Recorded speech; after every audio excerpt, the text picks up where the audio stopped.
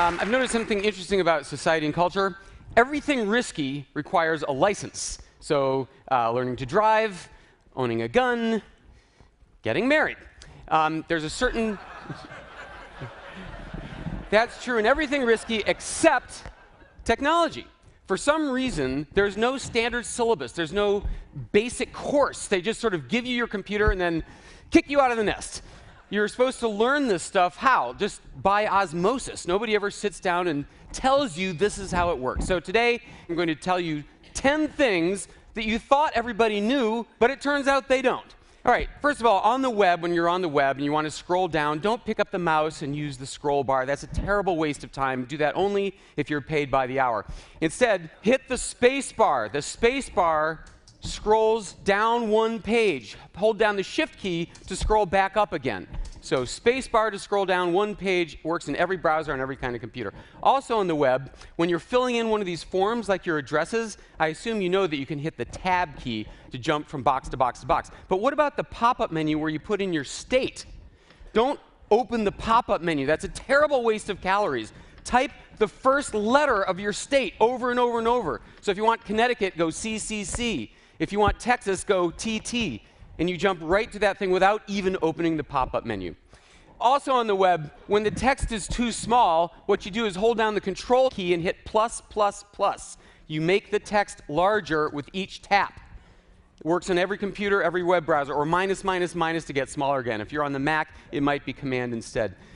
When you're typing on your BlackBerry, Android, iPhone, don't bother switching layouts to the punctuation layout to hit the period and then a space and then try to capitalize the next letter. Just hit the space bar twice. The phone puts the period, the space, and the capital for you. Go space, space. It is totally amazing.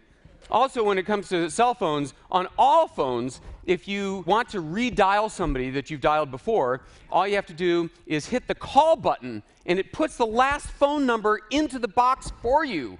And at that point, you can hit call again to actually dial it. So you don't need to go into the recent calls list. So if you're trying to get through to somebody, just hit the call button again. Here's something that drives me crazy. When I call you and leave a message on your voicemail, I hear you saying, leave a message, and then I get these 15 seconds of frickin' instructions like we haven't had answering machines for 45 years. I'm not bitter. So it turns out there's a keyboard shortcut that lets you jump directly to the beep like this. Unfortunately, the carriers didn't adopt the same keystroke. So it's different by carrier, so it devolves upon you to learn the keystroke for the person you're calling. I didn't say these are going to be perfect. OK. So most of you think of Google as something that lets you look up a web page, but it is also a dictionary. Type the word define, and then the word you want to know. You don't even have to click anything. There's the definition as you type. It's also a complete FAA database. Type the name of the airline and the flight. It shows you where the flight is, the gate, the terminal, how long till it lands. You don't need an app for that. It's also unit and currency conversion. Again, you don't have to click one of the results. Just type it into the box, and there's your answer. While we're talking about text, when you want to highlight, this is just an example. When you want to highlight a word, please don't waste your life dragging across it with the mouse like a newbie.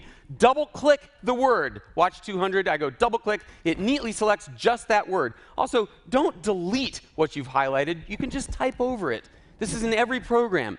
Also, you can go double-click drag to highlight in one-word increments as you drag. Much more precise. Again, don't bother deleting. Just type over it.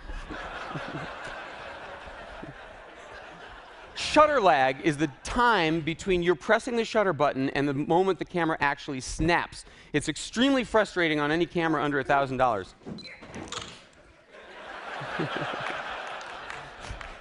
So that's because the camera needs time to calculate the focus and exposure. But if you pre-focus with a half press, leave your finger down, no shutter lag. You get it every time. I've just turned your $50 camera into a $1,000 camera with that trick. And finally, it often happens that you're giving a talk, and for some reason the audience is looking at the slide instead of at you. So when that happens, this works in Keynote, PowerPoint, it works in every program. All you do is hit the letter B key, B for blackout, to black out the slide, make everybody look at you, and then when you're ready to go on, you hit B again. And if you're really on a roll, you can hit the W key for whiteout, and you white out the slide, and then you can hit W again to unblank it. So I know I went super fast. If you missed anything, I'll be happy to send you the list of these tips. In the meantime, congratulations, you all get your California technology license. Have a great day.